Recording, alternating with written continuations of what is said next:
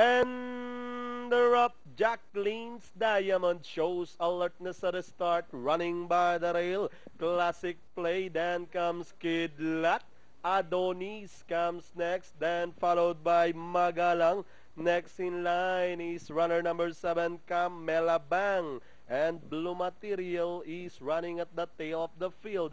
About to pass the 900 meters post. Jacqueline's Diamond moving up now to take second from the outside. Adonis together with the favorite Kidlat. Classic play, shuffle back in port. Then comes Magalang, Camela Bang, and Blue Material. Rounding at the last 600 and working towards the final 450. Two runners now almost as one. Kidlat takes the lead from the outside. Then running in between runners, Adonis, Jacqueline's Diamond by the rail. Then followed by Classic Play, Magalang, and down the stretch and leading the finish line, Kidlat. Followed now by Jacqueline's Diamond, Adonis in between runners, Classic Play is on the outside.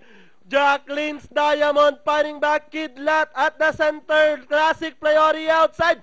Classic Play with CB Garganta winning this race over Kidlat. Then comes Jacqueline's Diamond, Magalang, Adonis, Blue Material, and Camela Bang.